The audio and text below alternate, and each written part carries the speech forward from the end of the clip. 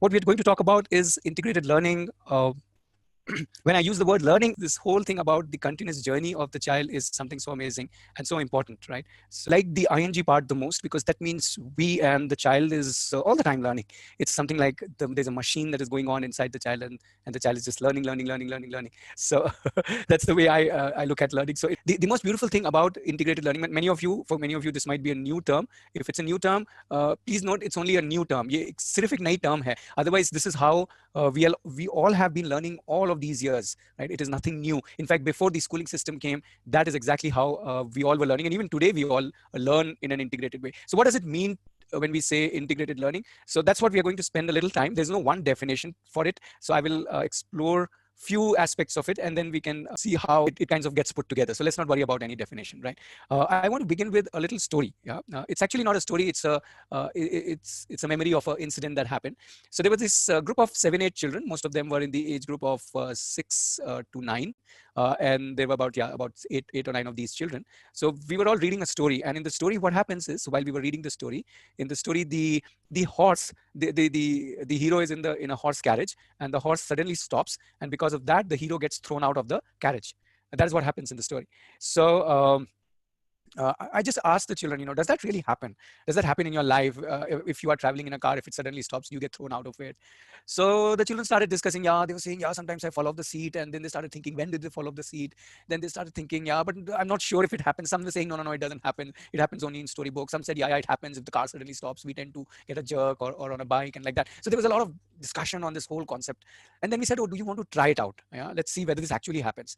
So what we did was we left the story and we went up. We took out some boards and some marbles, and we rolled 2 marbles together, and we suddenly stopped 1 marble to see what happens to the other marble. So we started exploring that. Children started trying in many different ways. They took a toy car and put a marble as a driver in the car, and all of that exploration was happening.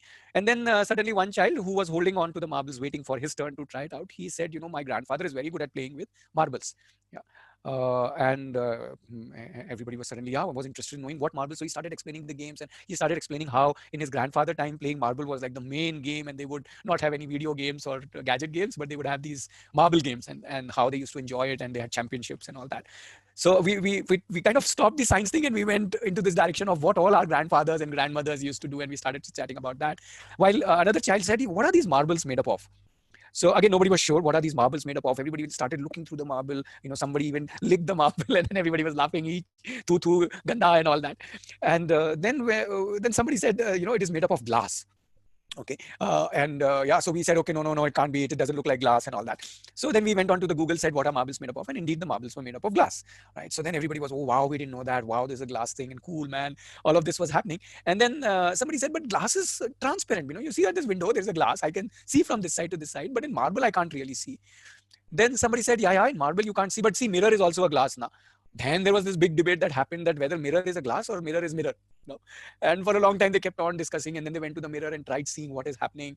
Then I suggested to them, maybe we need to keep something behind the glass and see if it acts like a mirror. And we kept some clothes behind the glass, and it started looking like a little like a mirror, as in we could see our reflection, and we were saying, how nice, and this, and we can make our own mirror. What can we paint it up with, and all of these things. And then they say, one child was a Christian, so he said in church, a lot of these glasses are painted with a lot of different designs, and they look so nice. The light also comes in very different, and because it's like a glass painting kind of a thing. So this whole concept of glass painting, then one or two children had done it. They bought a kit from the shop, so they started talking about that glass painting, this, that, and so on. I can actually go on. The journey goes on, but I just want to pause.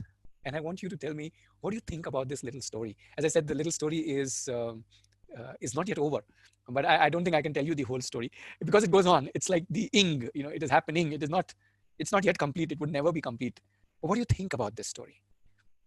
So some thoughts in the chat window. What do you think about this little story? And this happened real. So I am not making this up. This actually happened. All right. Okay, Raghumurthy is saying, connecting the dots. Kids naturally has that. Yeah, Gauri is talking about organically growing, curiosity. Yeah, I guess all these points that you have shared. Yeah, there is lots to learn. Yes, there is lots to learn. Infinite, absolutely. But I like these words, connecting the dots, organically growing, curiosity. Yeah, Rahul, it is fun learning, but Rahul is saying it's fun learning, but the fun is only the, I would say, is the side effect. It is not the learning itself is not about having fun. The learning is about something else. Yeah, curiosity about growing, about the way they live, the way they are open-minded. Says Sudhir. Yeah, and Krishna is talking about all directions of learning. Darshan is saying children are naturally in all directions and exploring life. Yeah, there's no boundary, thinking and flowing. So if you're with me in this story, if you see how beautifully this river just doesn't take one course, it goes here and there and there and here.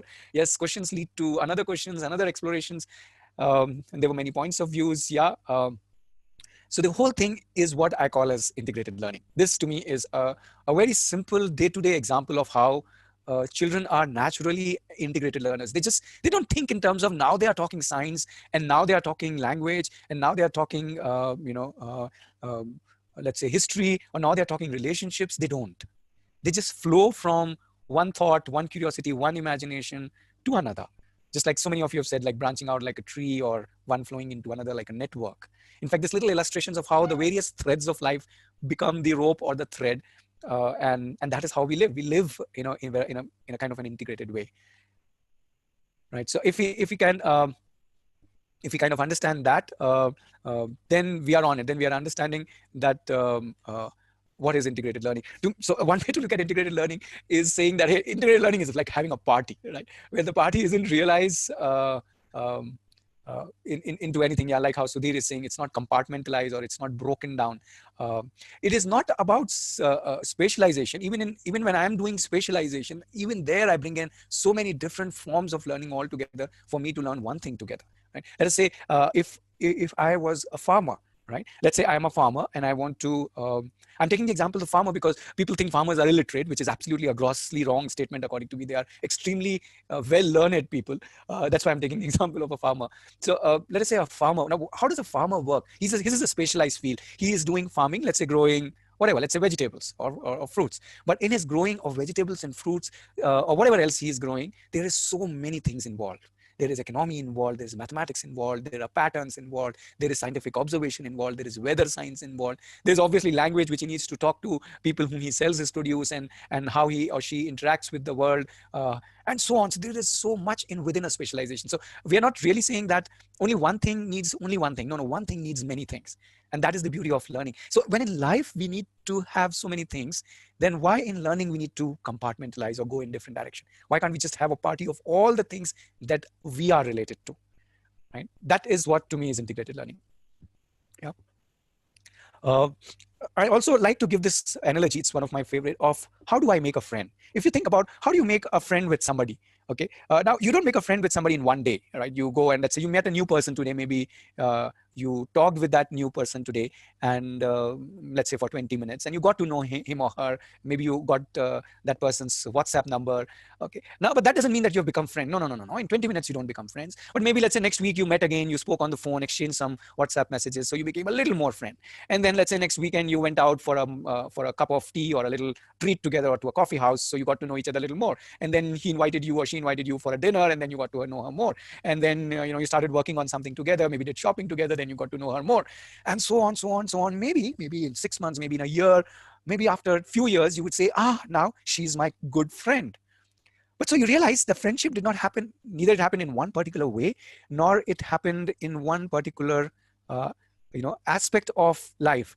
You could be eating together, talking together, doing things together, and doing entertainment together, and so on. So these connections, which I think Darshan is talking about in the chat, is something, while they happen naturally, but you see over a period of time how these layers get built up.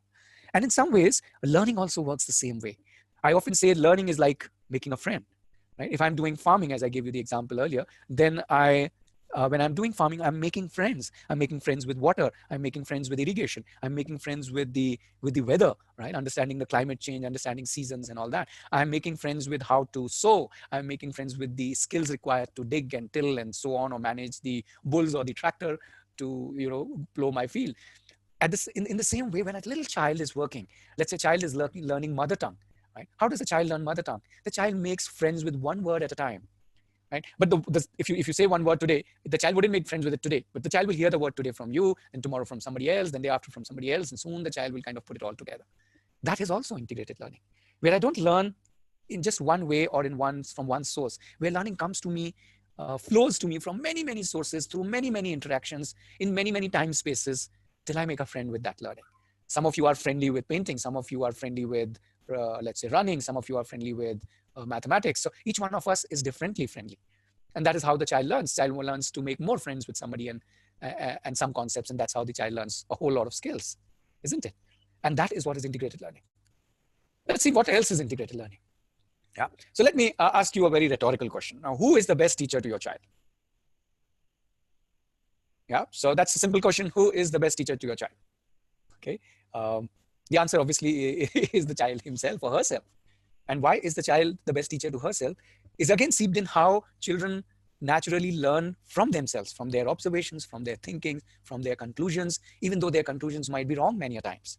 Let us say a child comes to you and says, uncle or auntie, whoever you are, says that because trees move, we get wind. That's what the child says. The child says, because trees are moving, we are getting wind. What would you say to that child? Let's say a child is 5-year-old or 6 years old, and the child is saying, because trees move, we get wind. That is what the child is saying. So go ahead, put it in the chat window. What will you say to this child? What would be your immediate reaction when the child says, the trees move, so we get wind? Yeah, please go ahead, type in chat window, whatever your reaction would be. Darshan is saying, tell me, what makes you think that way? Tell more. Deepa is also asking, we'll ask him to explain. So he's saying, yeah, this is what I've seen. Whenever the trees move, that's when I feel the wind. Yeah. Moving as in waving, Gitu. So he's not really talking about moving as in how we move. Here the child is more talking about how the tree is waving. And he or she is thinking the tree is waving, and that is how we get the wind.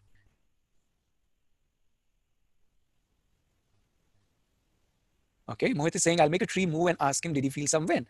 And my question to Mohit, to you is, why are you doing that? Why are you shaking the tree and asking the child that did he feel some wind? Gauri is asking, is there any other way you think it would happen? Again, my question to you first is, why are we asking this? The child has come up with a theory, with a way of looking at things. And I think to me, it's more important, or is that the child is, Kanika and Rahul saying we should appreciate the child. I would say, yeah, maybe that is one way to look at it. We can appreciate, we can experiment. We could do a lot of things, but I would say, hang on. Don't say anything for now. Let's not even build a conversation, because the child is already in conversation. Or rather, let's not even worry about building a learning. Let's just look at what is happening here. What is happening is that the child is thinking. Right? We don't need to build anything. The child is already building. I think first, before we jump on to the science or the observation or whatever the child is doing, we should realize, what is the child doing? Okay, let me focus on this word. The child is doing construction. Right? The child is building already something in his mind. The child is building his own thoughts. The child is building his own learning, no matter whether that's a right learning or a wrong learning. It just doesn't matter. What matters is that the child is building. And slowly, today he has come up with a theory and told you this. Tomorrow he will tell this theory to somebody else, or he will gather more data. And so Mohit is saying to build his observation. Yeah, but let's not, all of you are fine. I'm not saying don't do what you are saying. Please do that, but don't hurry into it. We tend to hurry too much into, child is learning, now let me pull in all the gyan and let's get on with this whole understanding about weather and wind. And no. I'm saying, hang on. There is a deeper, bigger construction process going on inside the child's mind. Can we just receive it? Can we just be with the child's thought? वो क्या सोच रहा है? What is the child thinking? How is the child relating? What is the child relating to? And so on. We can just listen and wait. What will happen tomorrow? What will happen day after? I'm no hurry to tell the child, no, let's go shake the tree. And there's nothing wrong with it. Don't take me wrong. I'm saying, but if we understand how the child is going to not just end his learning or his construction there, the child is going to the child is going to slowly gather more and more data, more and more observation. The child is going to interact with other children, and he's going to slowly build this beautiful learning that is going on inside the child's mind. And even at the end of it, let's say even after 1 year, the child thinks that, it's the tree which moves the wind. I would say it's still good, because in that whole process, it's the child's thinking that has got developed.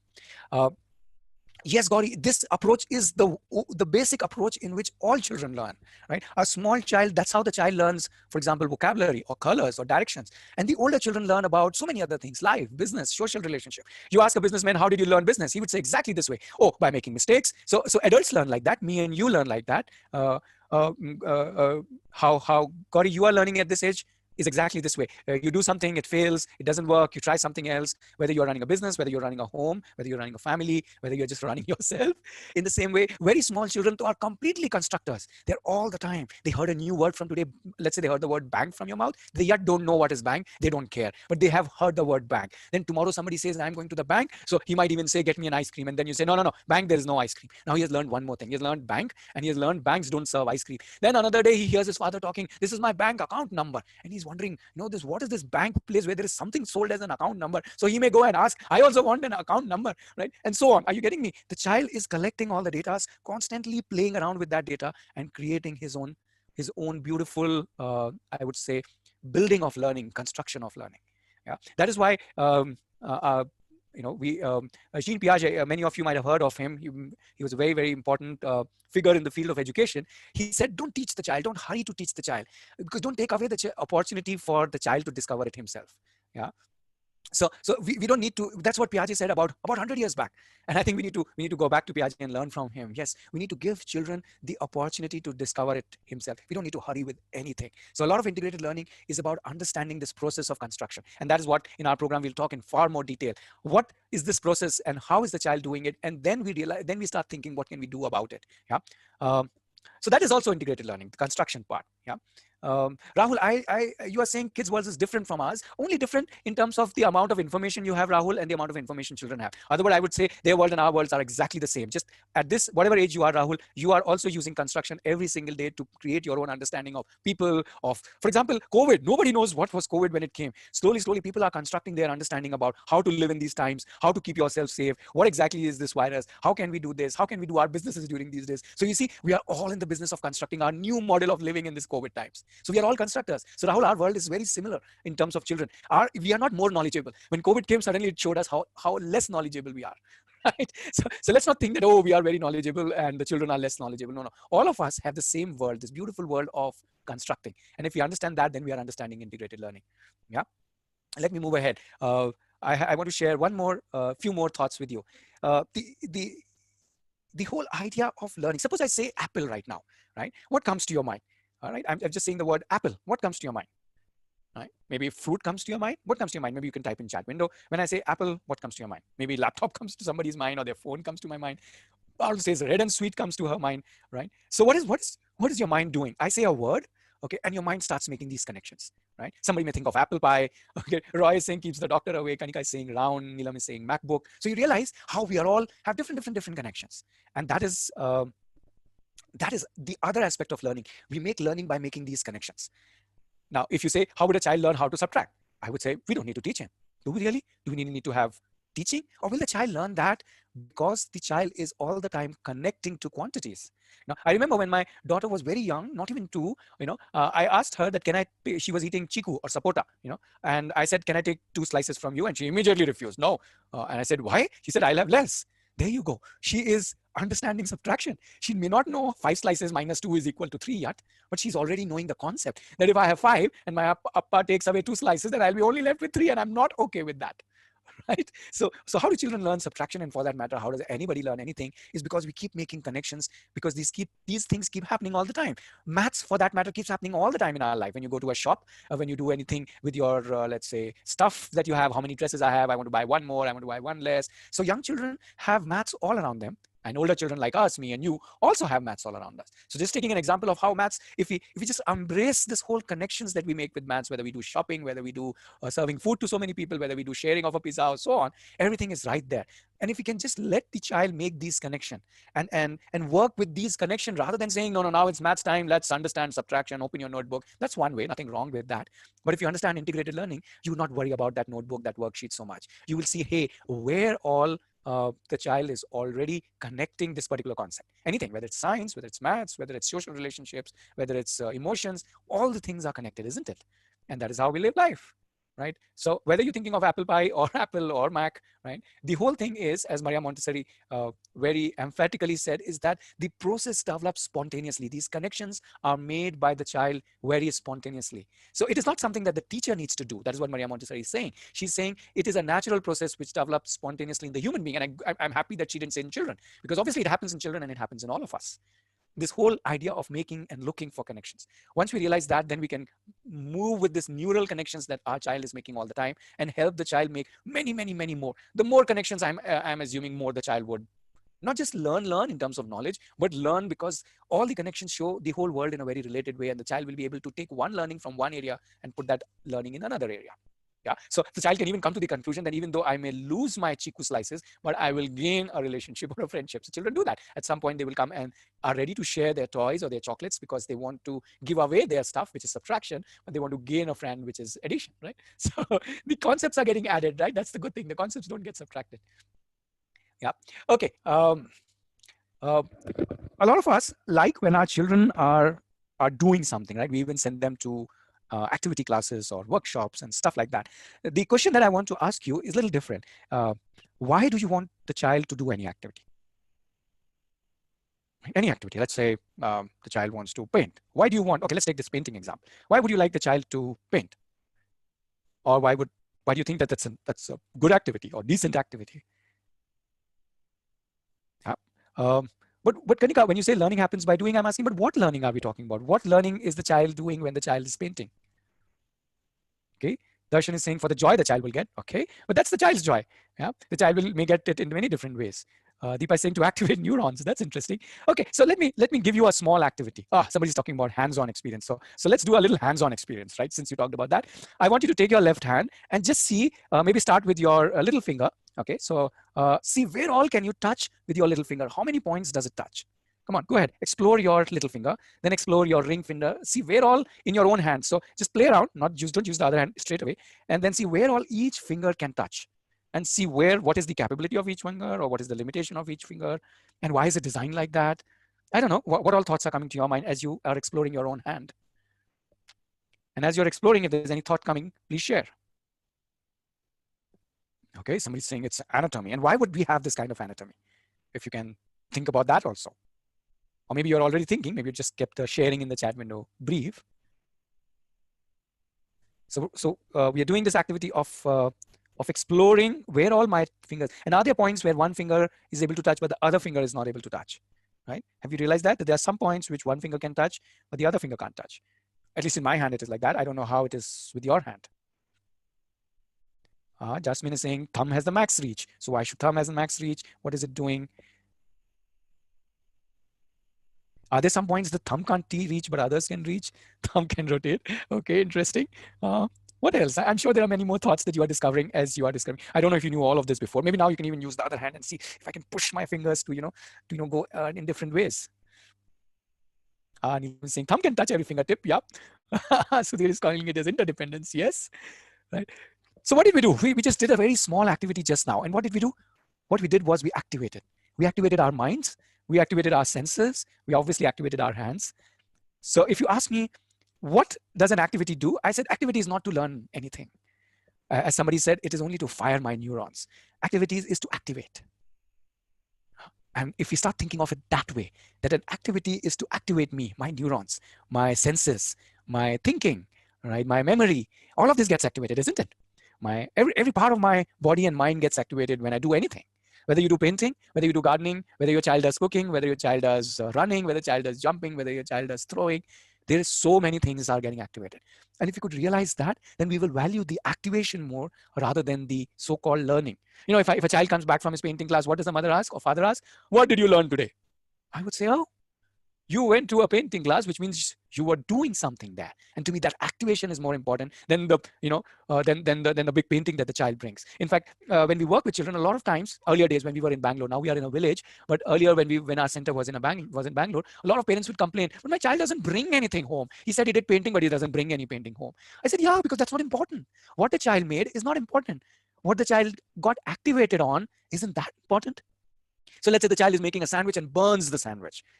But that is so beautiful because that is so much of activation, isn't it? In the same way with painting, in the same way with running or throwing or playing football or whatever the child is wanting to do. So I think we need to move away from the result of a learning. And when you look away from the result, if you remove the result of doing anything, then you realize that integrated learning is all about this activation that so beautifully is happening inside the child's mind, body, senses, and everything. And then we start valuing what is in the hand, as in the doing part, rather than the result part. That is integrated learning. So what did John Dewey say? John Dewey said, give the pupils something to do, not something to learn. How beautiful. And he has also said this about 100 years back. And he's read in every B.Ed, M.Ed course. And yet we are so worried about the end results, right? So he's saying, give people something to do, not something to learn. And then the doing is of such a nature that it demands thinking. The learning will naturally happen. I would say, Kanika, even the steps of learning are not important. Each child, if you give children just let's say a ball of dough and say, do whatever you feel like with this dough. Somebody will make something. Somebody will follow some steps. Somebody will follow it totally different. Somebody will make a little teddy bear out of it. Somebody will think of making chapati out of it. Somebody will start rolling it and make a snake out of it. So each one may even use many different steps. Yes, the fruit part is not important if we realize the activation part. So what we can do is activate that. We can add to the activation. But the problem is we end up getting caught up with the result. We getting caught up with how the painting was. This painting isn't looking good. Or show me your painting. Or show me the end results. Show me your marks. Show me the teacher give you a star. Show me the praise and appreciation. But praise, appreciation, and everything is all about end results. But learning is not about results. Learning is about that activation, that is happening inside my mind when I'm doing something. And that is what I'm asking. I'm inviting you to consider, to enjoy, to enrich, to explode actually. Because once we can explode this activation, there is so intense a learning, the child can take it anywhere. Then the results will automatically follow. Yeah. Okay. One more aspect of integrated learning is that it integrates our life as a whole, and it realizes that there's so many colors in our life. There's so many intelligences there to offer. When I'm going for a walk, I just don't need to walk. I can talk, I can see, I can enjoy, I can feel, I can do so many things. I can count, right? So just last week, one child made this little drawing. And if you can see the drawing on your screen, now I'm asking you, how can we invite the child to see how the body is involved in it, and logic is involved in it, and music is involved in it, and nature, and even people are involved in it. Can I start looking for who all looks like this? Who all can we talk about this? What are the visual designs? What is the logic of these patterns? Or which all music flows with this? And so on. We can build on this one drawing in 8 different directions. Right? Is so beautiful. All right. So I can add any layer. It's like the roti or the dosa on which you can add so many layers, or the pizza on which you can add so many fillings. Now this drawing can invite so many fillings. You can invite the fillings of emotions. What is this whatever creature whom you have drawn? What feelings is he going through, or what thoughts he has, or what kind of house would he like, or does he live in jungle, or does he live in here, or is it even a creature? Is it something else? Is it a portrait of something in something? So we can go on. We can put as many you can say beautiful ingredients on this, or on whatever the child is doing. So I say we can garnish the pizza or the roti or the dosa in so many different ways. And if we understand these 8 intelligences, we can make their life 8 times more. Not just life. I would say anything that they're doing can be made, enjoyed 8 times more. Even a song, even a movie, even a walk, even this drawing. Yeah, somebody's saying it looks like a car. Somebody's saying it looks like a monster. I don't know what it is. How does it matter? Okay, I see Neelam is saying inverted owl. So you are seeing what it is, but you can also see the patterns. You can also see the logic. You can see the music. What kind of a song whatever this drawing is, what kind of song does it represent, or what kind of music does it inspire you to sing? Okay, I see a couple of comments. Let me address those. Pashwa is saying, even a focus on doing or getting the child to do something can be a burden. I'm not sure I've understood your thought. You don't need to get children to do things. Children want to do things. The problem happens when we divide that into something which is called as a task or a subject, or we kind of split the learning, and that is where the problem comes in. But when they are naturally doing, if they're naturally drawing this, I can naturally bring in music in it, logic in it, nature in it, people in it, and I can go on putting so many things. Absolutely. So Pashwa, what you are saying is yes. So that is one way of activation, is what we call as collateral learning. When the children see that you are doing something, and then you interact with the child, and the child interacts with you, and the sparks fly both ways. Yeah, that is the beauty of learning. That is the interpersonal nature of learning, or what we also say is the collateral nature of learning, where if you are cooking something and I'm sitting next to you and let's say making a drawing, I'm invariably also getting connected to what you are doing and what you are getting connected. That's the connection I was talking about just a little time back. So that is anyway going to happen. Yeah. So Sudhir. So it is, yes, when we put structured rules, I'm not sure it's, if we put that with an understanding of integrated learning, then it can multiply the learning. I'm not saying structure is bad or rules are bad. Remember, a game is only interesting because it has rule. It won't make me any sense to play tennis with you, Sudhir, if there is no net. You know what I mean? So I'm not against structure or rules. I'm saying the structure and the rules can come with an understanding of how we all learn, an understanding of integrated learning. That's what I'm talking about. So I'm not against rules. I'm not against structures. So here, Howard Gardner is saying anything that is worth teaching can be presented in so many different ways. These multiple ways use our multiple intelligences. So the whole idea is, at least what we are talking here, is that we seem to be living to learn. At least in the childhood, if I ask a child what is your profession, the child would say education, and I think that's very sad. Education is not a child's profession. Schooling is not a child's profession. Schooling, education is a lifelong thing. Living is the only profession that we and you have. And when we are living, we automatically learn. That is the beauty of life. And the living has rules also, structures also, give and takes also, connections also, immersions also, journeys also, constructions also, everything. That is why living is the most integrated thinking that we do, because everything comes to us. Relationships, emotions, in your day-to-day, you get everything in your day. You get your maths, and you get your herds, and you get your this, and you get that. You get everything. But what we need to do is understand that we seem to have left this understanding, and I've been showing you so many quotations. So people, educators have been talking about this, but we seem to have gone somewhere else, right? Like how Swami Vivekananda is underlining the very essence of living. The very essence of living is problems. Otherwise, you're not living. If there's no challenge, if there is no constraint, if there's no jostling, if there is no fight, if there's no argument, there is no love affair, right? Any husband, wife here don't fight, but that's the very basis of loving. That's the very basis of living. So that is what we're talking about, the understanding of the whole process of integrated learning. And if we can do that, and it's not very difficult, it's very, very simple, because whatever I talked about is all happening around you, with you and with your child. If you start understanding this and start seeing how we can now pick this understanding and start kind of putting it together so that we can enrich the child's life and child's learning. Whether the child goes to school, doesn't go to school, is unschooling, open learning, that all does not matter. What really matters is that can I build on these insights and ideas, which I can do at home, very, very simply. Whether you are part of NGO or education or a parent, it doesn't matter. What matters is that we work with learning and we work with children, and that is what it matters. If we understand the process of learning better, okay, then we can make so much more difference to it. So it is not just little related to parents. So all educators, whether you're working with an NGO or with a school, preschool, especially parents who are young parents who would like to explore this. I see a lot of energy in young parents of today, and you would like to do this, because then you can continuously look at your child's own evolution as the child grows older and older, and you can see how you can add value to the child's learning. Yeah. So thank you very much.